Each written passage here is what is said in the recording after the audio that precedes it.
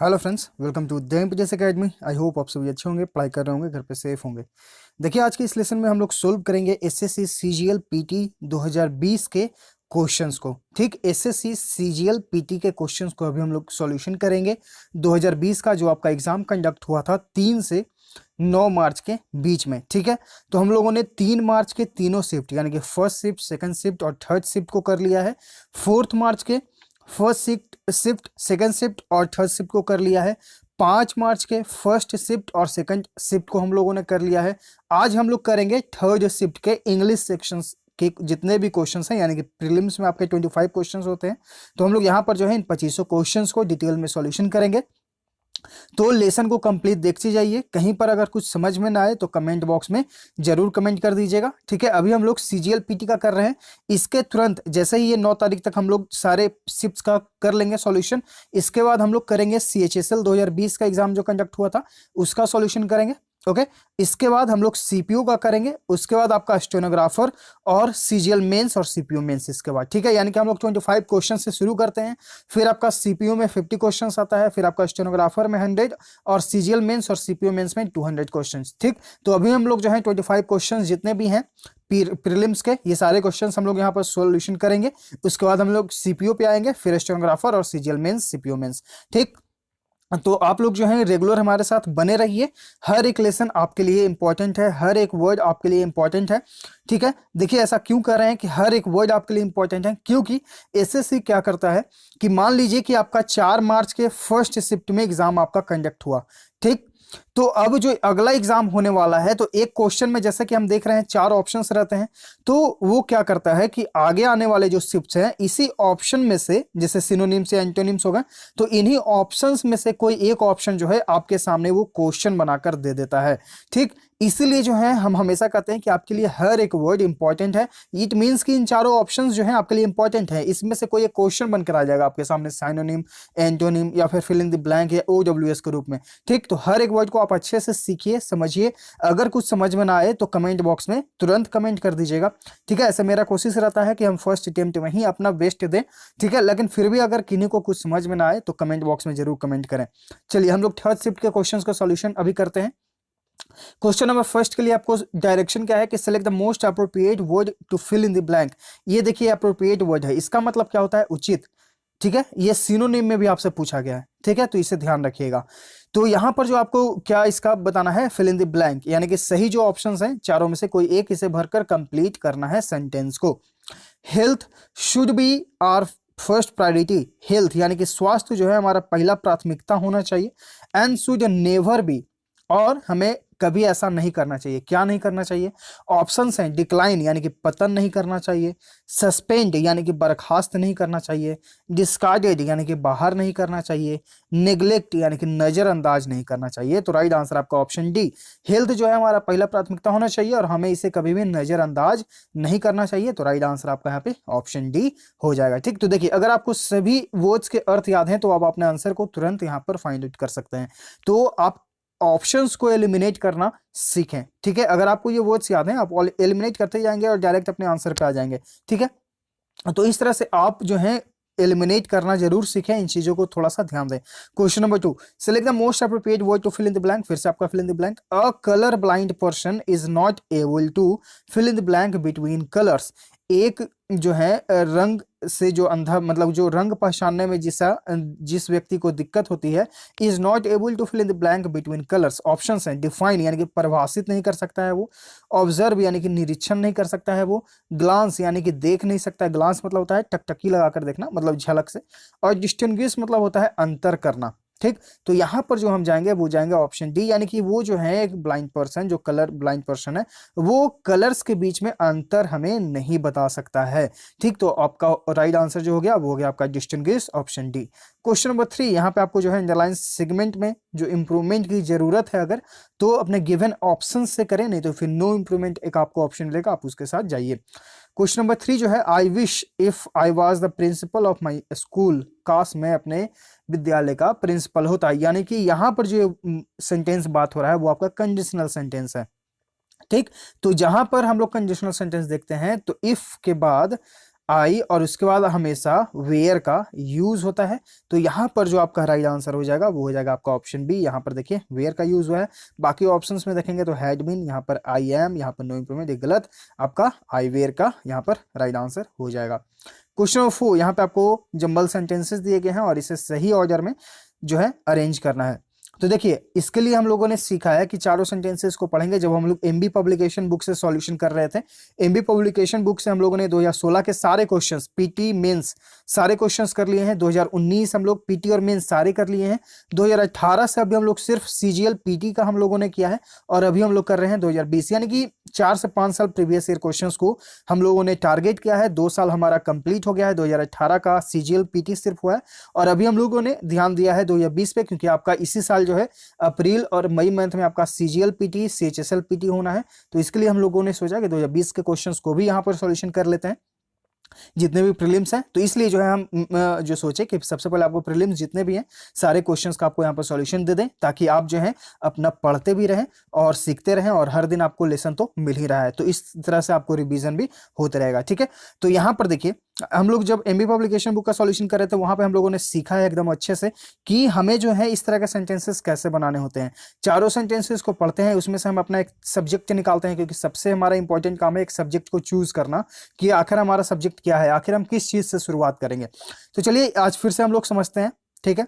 जैसे मान लीजिए कि एक सेंटेंस है, बस इसे समझिएगा, देयर इज अ होम, ठीक, in this home two boys live in, ठीक, the boys names are Rahul and Sohan, these two brothers are sorry these boys are brothers, ठीक। तो यहां पर देखिए चारों सेंटेंसेस हैं, ठीक। तो यहां पर बात हो रहा है सबसे पहले कि एक घर है, उस घर में 2 लड़के रहते हैं, उन दोनों लड़कों का नाम है राहुल और सोहन और वो दोनों लड़के जो हैं आपस में भाई हैं। तो ये हम लोगों ने कैसे सीखा, जब हम लोग इन चारों सेंटेंसेस को पढ़े और इनका जब अच्छे से जो है ऑब्जर्वेशन किया तो हमें समझ में आया कि यहाँ पे बात हो रहा है कि यहाँ पर एक घर है, उसमें 2 लड़के रहते हैं, उनका नाम राहुल सोहन है और वो दोनों भाई हैं, ठीक। तो ये कैसे समझ में आया, हमें पता है कि देर मतलब होता है यहाँ, होम मतलब होता है घर, मतलब कि यहाँ एक घर है, ठीक। उस यहां पर फिर लिखा गया है कि in that home 2 boys living, यानी कि इस घर में 2 बच्चे रहते हैं, एक का नाम राहुल है, एक का नाम सोहन है। यानी कि हम लोग यहाँ पर बेसिकली ये समझ रहे हैं कि हमें हर एक वर्ड को समझना जरूरी होता है। जो भी वर्ड्स आपके लिखे गए हैं उसके आधार पर ही आप अपने सेंटेंस को अज्यूम करेंगे कि अच्छा इसके बारे में बात हो रहा है, ठीक। जैसा कि यहाँ पर हम इस सेंटेंसेस को पढ़ेंगे, देयर आर मेनी गैजेट्स, यानी कि यहाँ पर बहुत सारे गैजेट्स हैं, दैट आर ऑपरेटेड बाई, जो संचालित किए जाते हैं रिमोट कंट्रोल से, और कंटेनर सिलिकॉन चिप, और वो जो है एक सिलिकॉन चिप को कंटेन रखते हैं, यानी कि उनमें जो है उन गैजेट्स में सिलिकॉन चिप होते हैं मौजूद, और वो ऑपरेट किससे किए जाते हैं, रिमोट कंट्रोल से। तो ये आपको कैसे समझ में आ रहा है, ये हर एक वर्ड का आपको अर्थ याद है, मतलब कि आप इसका अंडरस्टैंडिंग समझ पा रहे हैं कि अच्छा गैजेट हैं वो ऑपरेट किए जाते हैं और उनमें सिलिकॉन चिप होता है। तो इस तरह से जो है आपको यही प्रैक्टिस करना है PQRS, यानी कि ये जो भी जंबल सेंटेंसेस हैं, ठीक, आपको यही प्रैक्टिस करना कि हर एक वर्ड को आप अच्छे से पहले समझिए, उनका अर्थ निकालिए, उसके बाद आप चारों सेंटेंसेस को कनेक्ट करिए, ठीक। तो इस तरह से जो है ये कब आपके अंदर आएगा, जब आप इसको रेगुलर प्रैक्टिस करेंगे, आप सीजीएल मेंस में अपियर होंगे तो वहां पे आपको 20 क्वेश्चंस मिलेगा। तो हर एक मार्क आपके लिए इंपॉर्टेंट है, हर एक मार्क आपके मेरिट बनने में यूजफुल होगा।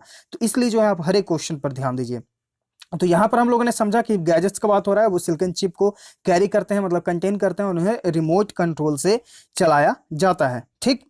और उसके बाद आपका क्या आएगा कि when a button is pressed, देखिए रिमोट से चलाया जाता है तो अब बटन के बारे में बात होगा, रिमोट में बटन होता है, on the remote control the chip sets of an electronic vibration, तो उनमें से जो है एक इलेक्ट्रॉनिक वाइब्रेशन निकलता है, यानी कि ए के बाद आपका आया सी। तो देखिए यहाँ पे आप अपने ऑप्शंस को एलिमिनेट करिए, ए के बाद सी यहाँ है नहीं, यहाँ पर बी, यहाँ पर ए और सी यहाँ पर 2 है, यानी कि आपका ए और ऑप्शन सी तो आपका एलिमिनेट हो गया, अब बच रहा है बी और डी। तो यहाँ पर ये बात हुआ, ठीक। अब इसके बाद हो रहा है यहाँ पर देखिए इलेक्ट्रॉनिक वाइब्रेशन हो रहा है, तो इसके बाद ये क्या निकलेगा, वो प्रोड्यूस करेगा infrared beam made of electromagnetic waves, ठीक है। जब इलेक्ट्रॉनिक वाइब्रेशन होगा तो उससे कुछ तो निकलेगा ना, तो ये निकल रहा है आपका इंफ्रारेड बीम, तो यानी कि ACB। तो यहाँ पर देखिए ACB और आ जाएगा आपका ऑप्शन डी, तो यहाँ पर राइट आंसर आपका ऑप्शन बी, ठीक। तो इस तरह से आप इस पर प्रैक्टिस करिए, आप जितना प्रैक्टिस करिएगा बेहतर होते चले जाइएगा, ठीक। क्वेश्चन नंबर 5, यहाँ पे आपको ग्रामेटिकल एरर को फाइंड आउट करना है। Lucy has already cut the cake when he we reach the party hall. ठीक है, यहाँ पर देखिए when we reach the party hall, जब हम लोग जो है हम लोग जब पार्टी हॉल पहुंचे उसके पहले ही जो है लूसी जो है केक काट चुकी थी। पहला काम क्या हो रहा है, केक काटने का, और ये जो आपका काम है वो बाद में हुआ। तो पहला पार्ट जो पहले हो चुका है उसे आप पास्ट परफेक्ट में रखिए, यानी कि यहाँ पर जो एरर है वो हो जाएगा आपका ऑप्शन सी। लूसी हैज के जगह जो है आपको यूज करना है हैड का। Lucy had already cut the cake when we reach the party hall. पहले जो काम हुआ है उसको आप परफेक्ट में रखें और जो बाद में काम हुआ है उसे आप सिंपल पास्ट में रखें। ठीक, तो यहाँ पर देखिए हैड और प्लस वर्ब का थर्ड फॉर्म यानी कि पास्ट परफेक्ट। राइट आंसर आपका ऑप्शन सी। क्वेश्चन नंबर 6, यहाँ पे आपको अच्छा पैसिव वॉइस में चेंज करना है। ठीक है, people claim to have seen the wild and mad elephant in several cities। People claim यानी कि पीपल क्लेम करते हैं कि उन्होंने देखा है वाइल्ड और मैड एलिफेंट को सेवरल सिटीज में। ठीक, तो यहां पर जो आपका इस तरह का जो सेंटेंस है वो किस प्रकार बनेगा, तो ऑप्शंस पहले आप देखिए। अगर आप ऑप्शंस को अच्छे से देखेंगे तो ऑप्शन ए में आपका इज यूज हुआ, ऑप्शन बी में आपका इज बीइंग का यूज हुआ। इज बीइंग का यूज कब होता है, ठीक, प्रेजेंट कॉन्टिन्यूअस में, जबकि हम ऊपर देख रहे हैं सेंटेंस के हमारा कॉन्टिन्यूअस में है ही नहीं। यहाँ पर देखिए वाज का यूज हुआ, ये पास्ट में यूज होता है, ये तो ये भी एलिमिनेट हो गया। ऑप्शन बी और ऑप्शन डी तो आपका एलिमिनेट। ऑप्शन सी में आपका हैज बीन है, ओके, और ऑप्शन ए में आपका जो है ई है। अब यहां पर देखिए पीपल क्लेम, सिर्फ अगर हम इस चीज को देखें पीपल क्लेम, ये आपका प्रेजेंट इंडिफिनिट है।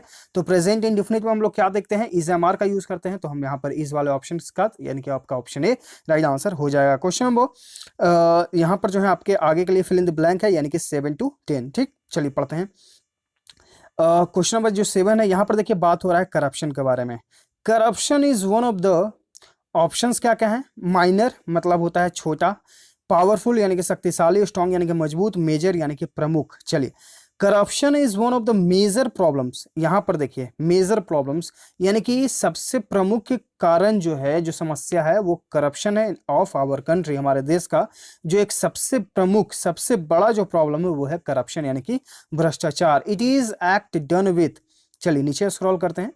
It is an act done with, it is an act done with, तो ये जो है किया जाता है, मस्तक मतलब कि भ्रष्टाचार जो है वो किया जाता है पैशन यानी कि जुनून में, कंपल्सन यानी कि अनिवार्यता में, इंट्यूशन यानी कि अंतर्ज्ञान में, इंटेंशन यानी कि इरादा से। तो it is an act done with intention to gain some undue advantage, यानी कि यह जो है पूरे इरादे से किया जाता है ताकि हम जो है उससे कुछ फायदा जो है कमा सकें ऑफिशियल ड्यूटी के साथ साथ। ठीक, यानी कि उन्हें जो है बस पैसे कमाने से मतलब है, इसी को हम लोग भ्रष्टाचार करते हैं, मतलब बिना पैसे के कोई काम नहीं।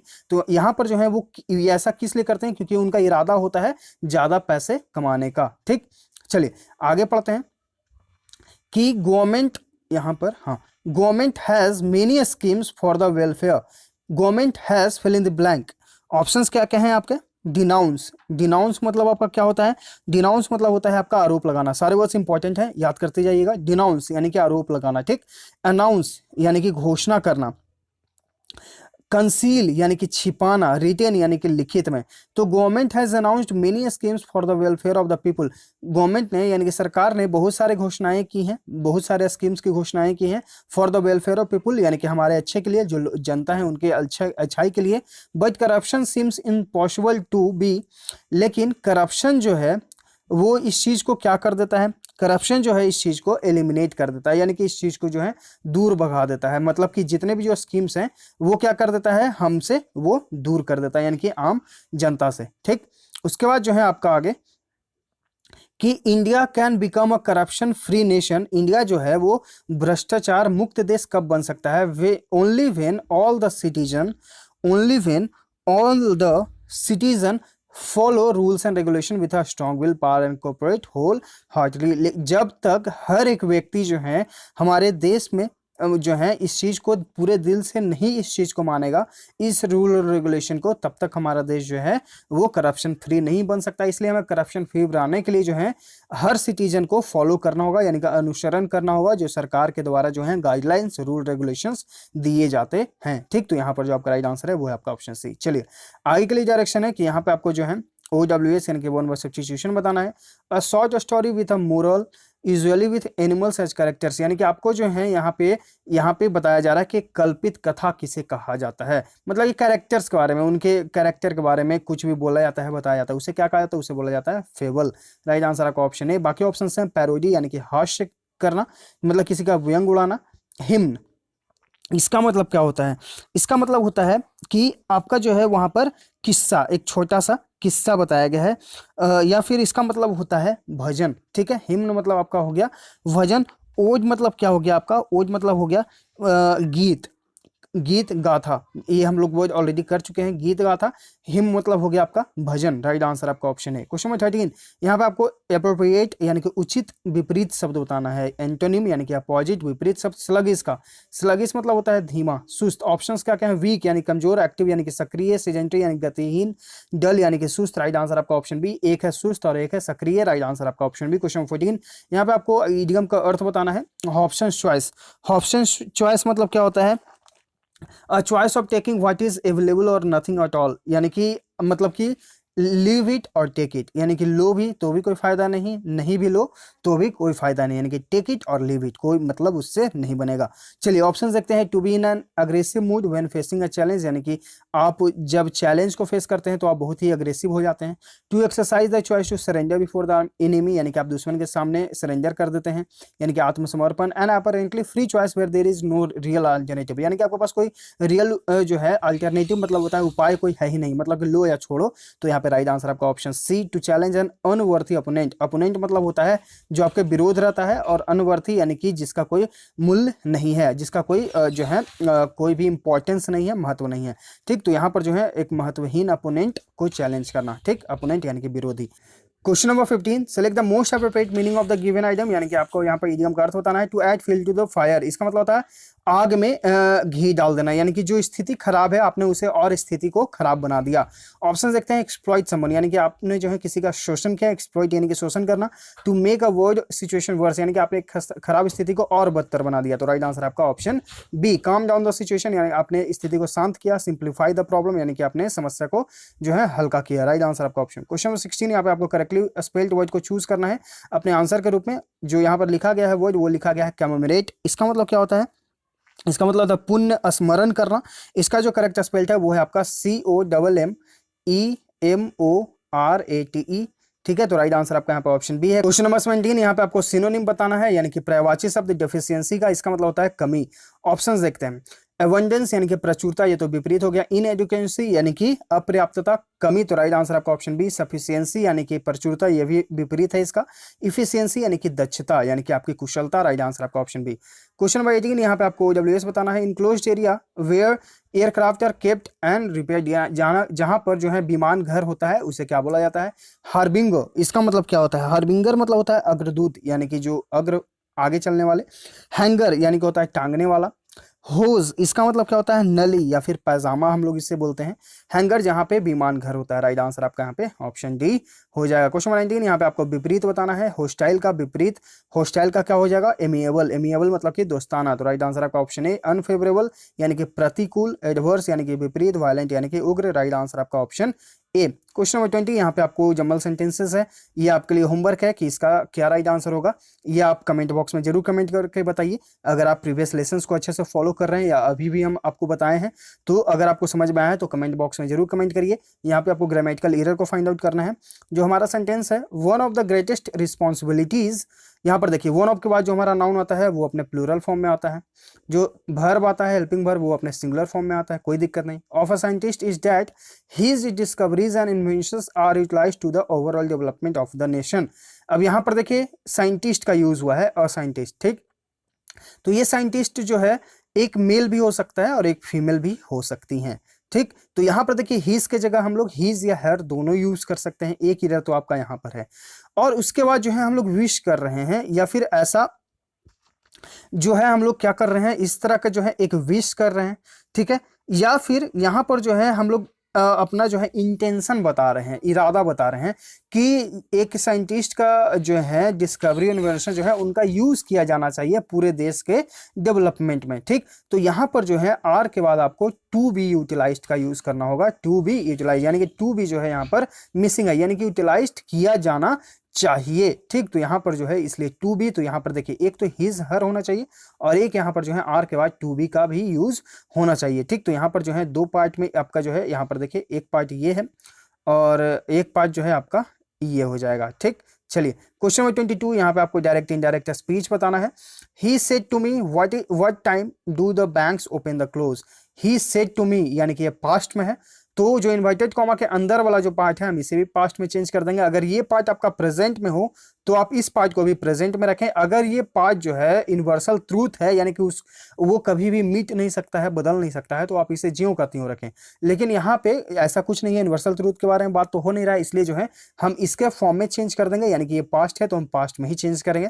तो एक तो हो गया कि यहाँ पे हम पास्ट में रखेंगे। ठीक, और उसके बाद आप यहाँ पर ये देखिए कि पूछा जा रहा है कि बैंक जो है कब क्लोज और ओपन होते हैं, तो पूछने के सेंस में हम लोग क्या यूज करते हैं, आस्क का। ठीक, तो यहां पर देखिए आप ऑप्शन बी में आपका देखेंगे सेड का यूज हुआ है। सेड टू को हम लोग टोल्ड में चेंज करते हैं तो एलिमिनेट हो जाएगा। वांटेड टू यहां पर ऐसा कुछ नहीं है। अब यहां पर देखते हैं ऑप्शन ए और ऑप्शन डी, यहां पे हमारे पास ऑप्शंस रिमेनिंग है। ठीक, तो यहां पर देखिए आपका ऑप्शन ए में है कि अभी हम लोगों ने देखा कि ये पास्ट में है तो इस पार्ट को भी पास्ट में चेंज करेंगे। तो ऑप्शन ये जो पार्ट है यहाँ पे डू के जगह, यहाँ पर जो डू यूज हुआ है ये प्रेजेंट में यूज होता है तो ये भी एलिमिनेट हो जाएगा। हम जाएंगे option D, he asked me what time the banks opened and close. आपका ऑप्शन डी यहाँ पे आपका राइट आंसर हो जाएगा। ठीक, अगर आपको नरेशन में दिक्कत है तो हमारा टेलीग्राम चैनल है द इम्पेरियस एकेडमी, डिस्क्रिप्शन में उसका लिंक दे दिया गया है। आप वहां पर सर्च आइकन में सर्च करेंगे नारेशन, ठीक है, नारेशन, NARRATION नारेशन, तो इस नाम से आपको एक पीडीएफ मिलेगा। इस पीडीएफ में सारे बेसिक्स बताए गए हैं आपको नारेशन में, आप अच्छे से पढ़ लीजिए, आपका हर एक कंफ्यूजन दूर हो जाएगा। इसके अलावा जो हमारा टेलीग्राम चैनल है उस पर आपको आईबी के लिए करंट अफेयर्स प्रोवाइड किए जा रहे हैं, सिनोनिम्स एंटोनिम्स आपको डेली प्रोवाइड किए जा रहे हैं। इस लेसन का पीडीएफ भी हमारे टेलीग्राम चैनल पर आपको लेसन अपलोड करने के बाद ही शेयर किया जाएगा। ठीक है, किया जाएगा, तो आप वहां से अगर डाउनलोड कर सकते हैं। इसके अलावा आपको वहां पर OWS IP जो है सारे पीडीएफ फॉर्म में वहां पर शेयर किए जा चुके हैं, तो आप चाहें तो टेलीग्राम चैनल जो हमारा है वो विजिट करिए। अगर आपको इंपॉर्टेंट लगे तो चैनल को जरूर जो है ज्वाइन भी कर लीजिएगा। चलिए ये सेंटेंस पढ़ते हैं। Amit has the good command on English as he was born and brought up in England. एक कमांड यहाँ पर वर्ड यूज हुआ है, इसके साथ हम लोग हमेशा ओवर का यूज करते हैं, ये हम लोग फिक्स्ड प्रीपोजिशन में पढ़े हैं। फिक्स्ड प्रीपोजिशन के लेसन्स हम लोगों ने किया है। आप जिस जो है द इम्पेरियस एकेडमी जो हमारा यूट्यूब चैनल है, आप उसके प्लेलिस्ट सेक्शन में जाएंगे, वहां पे आपको मिलेगा previous year synonyms, antonyms, phrasal verbs, fixed prepositions, ठीक है, सारे आपको एक जगह मिल जाएंगे। तो आप वहां पर जाके उन लेसन्स को देख सकते हैं, सीख सकते हैं। ठीक है, तो वहां पर जो आपको मिलेगा कमांड के साथ हम लोगों ने क्या सीखा है, ओवर का यूज करना। आपका ऑप्शन सी में राइट आंसर है। क्वेश्चन नंबर 24, यहाँ पे आपको सिनोनिम यानी कि प्रवाची शब्द बताना है। कैटास्ट्रॉफी इसका मतलब होता है प्रलय यानी कि विध्वंस। ऑप्शन देखते हैं, मिस्टीरियस यानी कि रहस्यमय, डिजास्टर्स यानी कि प्रलय, राइट आंसर आपका ऑप्शन बी। डेलिकेट यानी कि नाजुक, टफ यानी कि कठोर, राइट आंसर आपका ऑप्शन बी। क्वेश्चन नंबर 25, यहाँ पे आपको करेक्टली स्पेल्ड को चूज करना है। तो यहाँ पर लिखा गया है वर्ड, वो है आपका डेफिनिट, DEFINIT, डेफिनिट। इसका मतलब क्या होता है, निश्चित, डेफिनिट। ठीक है, ऑप्शन बी आपका यहाँ पर राइट आंसर हो जाएगा। तो ये है डिटेल में इस 5 मार्च 2020 SSC CGL के थर्ड शिफ्ट के इंग्लिश सेक्शन का हर एक क्वेश्चन का डिटेल में सॉल्यूशन। आई होप आपको हर एक वर्ड, हर एक क्वेश्चन अच्छे से समझ में आ गया होगा। इस तरह के देखिए आपको जो है डेली सिनोनिम्स और एंटोनिम्स प्रोवाइड किए जा रहे हैं हमारा टेलीग्राम चैनल, वहाँ पे इसको PDF फॉर्म में शेयर किया जाता है। जैसे कि यहाँ पर जो हमारा वर्ड है वो है आपका अनवेल, इसका मतलब होता है उजागर करना। यहाँ देखिए इसका अर्थ लिखा गया है अनवील यानी कि उजागर करना। आप इसका सिनोनिम भी यहाँ पर देख सकते हैं, एक्सपोज और अनकवर। इसका एंटोनिम्स क्या हो जाएगा, व्हील यानी कि उसे छुपा लेना, कवर यानी कि उसे ढक देना। ठीक, यहाँ पर देखिए आपको इस सेंटेंस में भी देखकर इसे समझाया गया है। तो इस तरह के PDF अगर आपको चाहिए तो हमारे टेलीग्राम चैनल है द इम्पेरियस एकेडमी, डिस्क्रिप्शन में लिंक है, यहाँ पर भी है लिंक, आप वहाँ से आकर डाउनलोड कर सकते हैं। PDF चाहिए तो हमारे टेलीग्राम चैनल पर अवेलेबल है, आप वहाँ से आकर लेसन्स को और वेरियस PDFs को डाउनलोड कर सकते हैं।